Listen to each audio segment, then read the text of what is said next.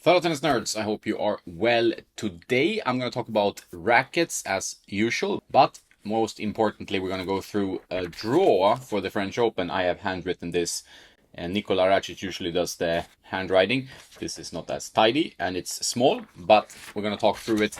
It's really exciting always to get into the French Open. Any Grand Slam, but this is my favorite one, so I really enjoy and looking forward to watching this. There are some issues in the draw, and one of them is that Carlitos Alcaraz is not playing. One of my favorite players to watch, one of your favorite players to watch, I'm sure as well. The wrist issue has sidelined him for the French Open and Wimbledon, so we're not going to see him probably until the hard court swing. Hopefully his wrist heals soon, but it's a letdown for tennis fans not to have Carlitos playing. We still have Sinner, who's beating everyone and winning everything, and he might win this one as well. Is that boring? Is it okay?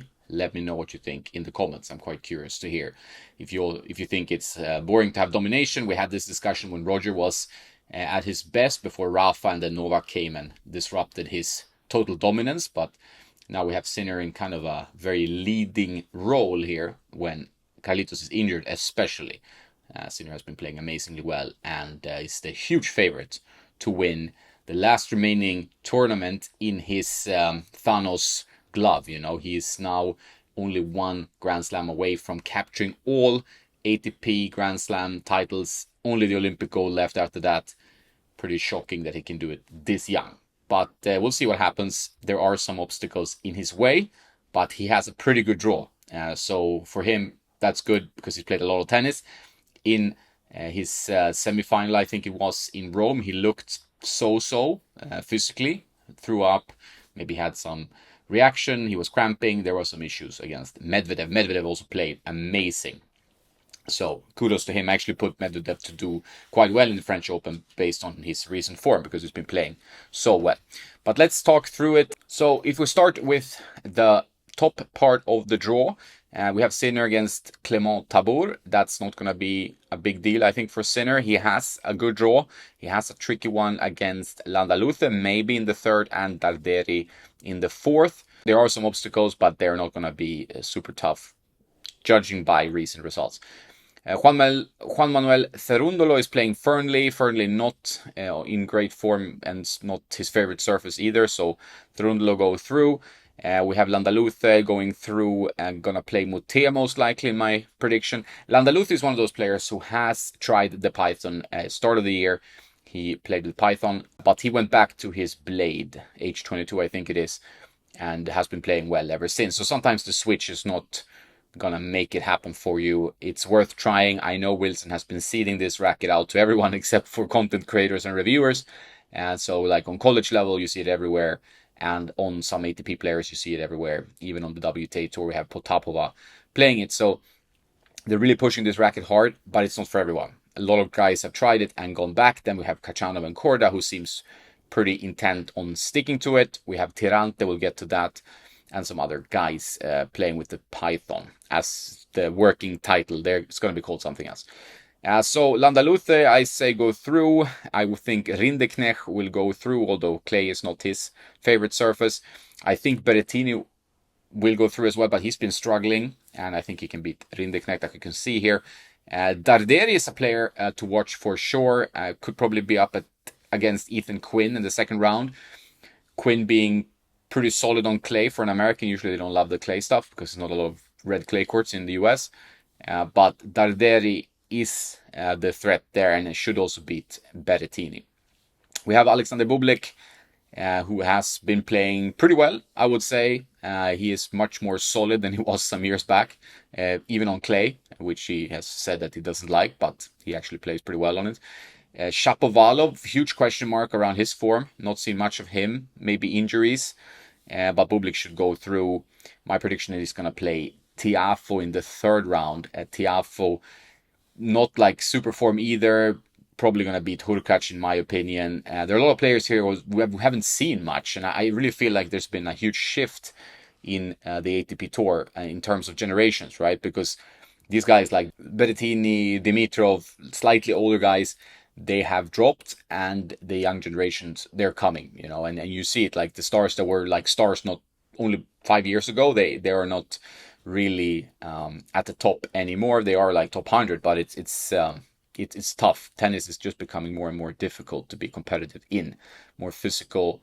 Arnaldi, he has a tough first round, but I think he will go through. He has some good recent results, solid clay court players. Obviously, Grigspor is a great fighter as well, so this one is probably one of the most difficult first round matches to predict. But I think Arnaldi in the end, and I think he will play Stefanos Tsitsipas, who has been very up and down and had good results in Madrid, lost first round in Rome.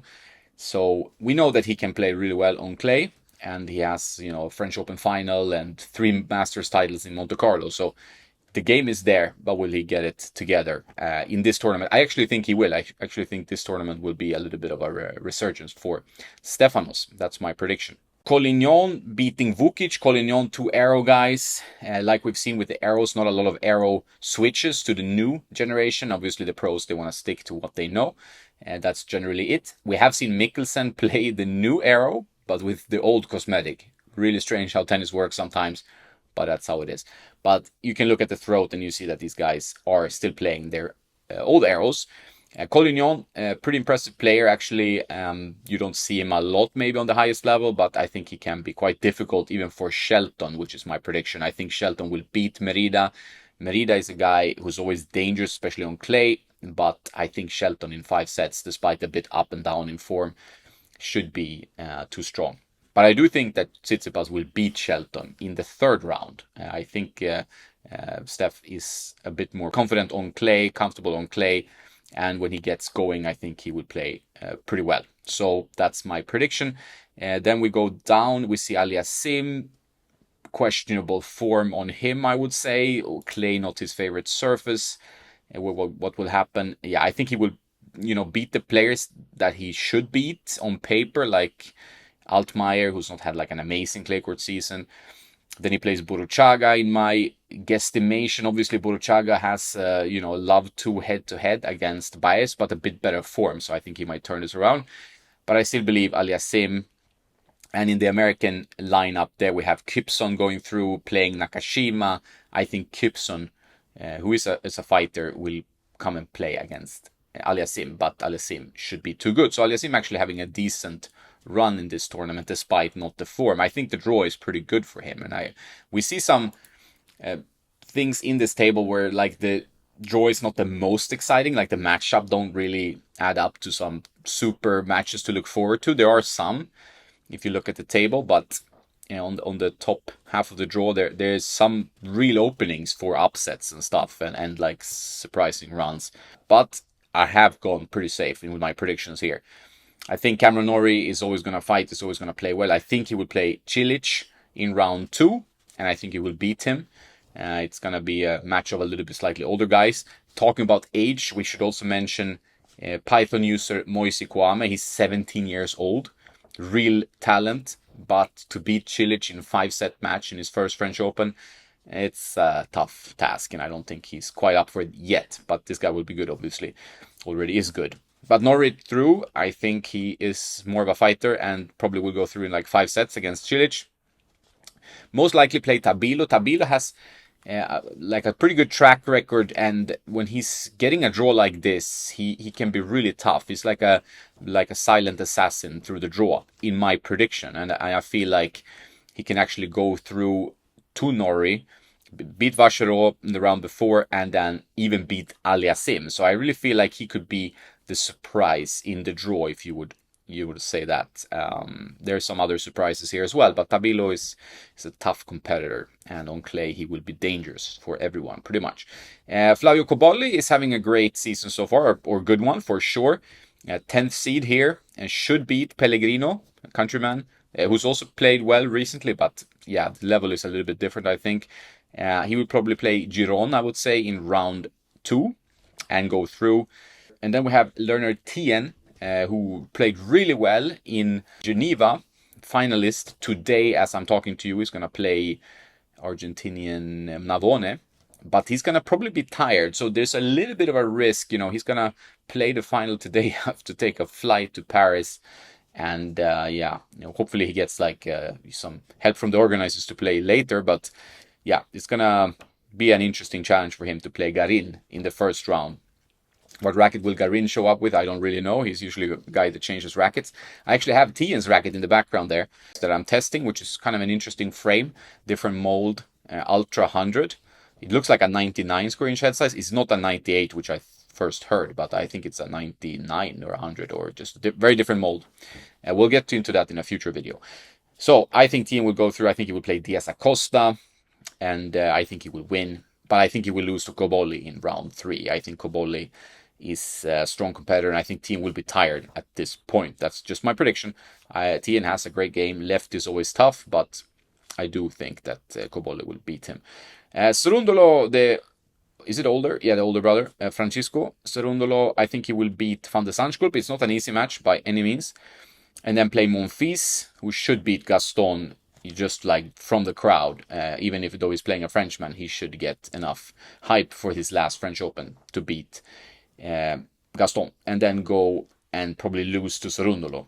Cerundolo is not a very safe bet in these types of situations, but I do think he will have enough game, and I think Monfils is seeing the sunset somewhere in the back, and that can make it really tough to compete in these kind of conditions.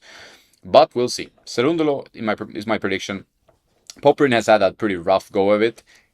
Made it a little bit better now the last few weeks, and I think he should beat Svajda and play Medvedev in round 2. But then I think Medvedev will win. I actually think Medvedev will go on a run. So beat Cerundolo, beat Cobolli, beat Davilo, and reach the semi-final on a clay court Grand Slam. Am I crazy? Maybe I am. There's probably evidence that I am crazy. I think Tsitsipas will go to the quarterfinal before he plays Sinner, and then Sinner is the guy to go through in prediction to win the whole tournament. I mean, not a shock to anyone. You got to go with Sinner, and then we'll see what happens. And then we have a Sinner Medvedev semi, which Sinner will win. But yeah, that's the top half of the draw.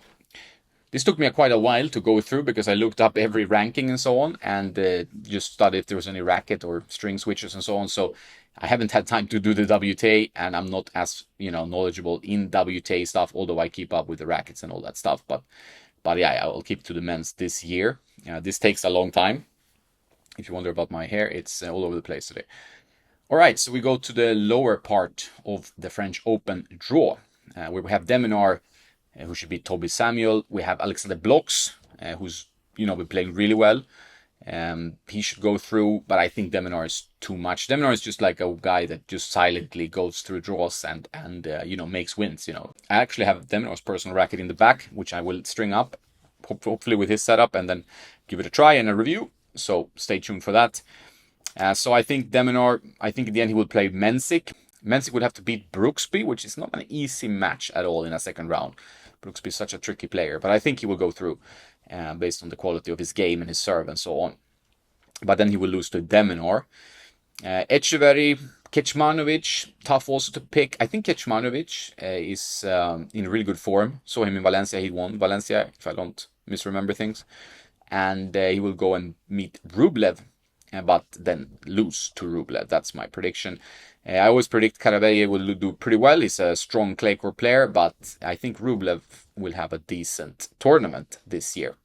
It's a difficult one. He has had some really ups and downs lately, so it's very difficult to predict what Rublev is going to do, but this one I think he will do well. We have my buddy coaching Roman Safiullin. Safiullin did qualify, so really well done, coming back from injury and winning loads of matches on clay. I do think he got a pretty rough draw though, playing Casper Ruud, who's like maybe the most informed player besides Jannik Sinner. So I think Ruud will go far and reach the final. That's actually my prediction. So he should beat then Safiullin, Medjedovic, Tommy Paul, and Djokovic. So keep going through the draw. It's not really a shocking prediction considering how well he's been playing. Tommy Paul, he's gonna go through and play Sonego, but lose to Ruud. Joao Fonseca is kind of tough this day and age to predict. Like, I think people hyped him so much that now in most people's heads it feels like a little bit of a letdown already, but he's so young, so he might figure it out. Like that huge forehand that gets sometimes a little bit sprayy, and he's gonna play probably, in my prediction, Prismic, and Prismic is good. He's very good, very dangerous player, and I think Prismic will win. Maybe based on the huge pressure that Fonseca has from the Brazilian crowd. I think he's under some severe pressure, and that's gonna probably affect him negatively in some cases, maybe positively in some, but it's a lot of pressure for sure. They're crazy about him and tennis now in Brazil, which is great. Like Brazil should have some excellent players on tour, but yeah, it's a lot of pressure for him.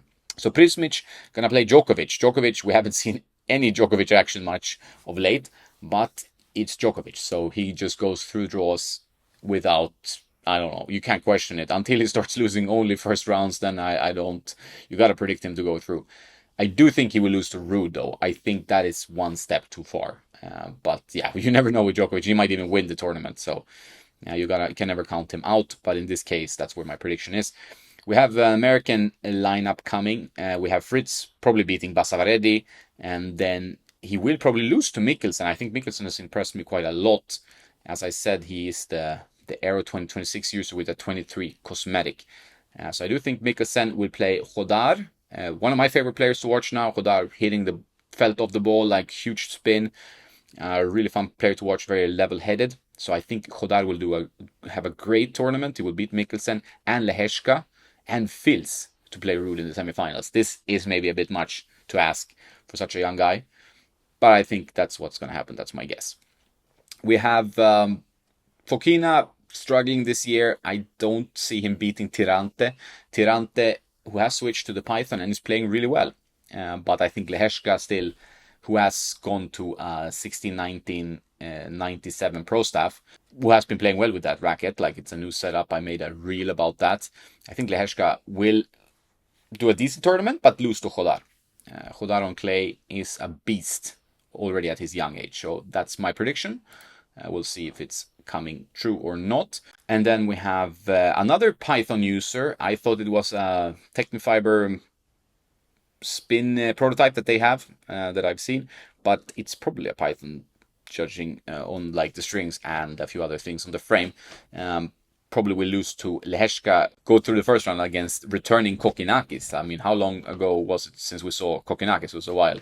Yeah, but clay for him, yeah, I can't see it really happening. Kachanov, another Python user, gonna play Trungeliti. Kachanov recently switched to a red string. I think it is the new Laxalon string that is strung in the Python you have behind me. And he's been doing okay with that. Kachanov has been testing lots of different strings from different brands and so on. So we'll see what that means for his game. Should beat Trungeliti.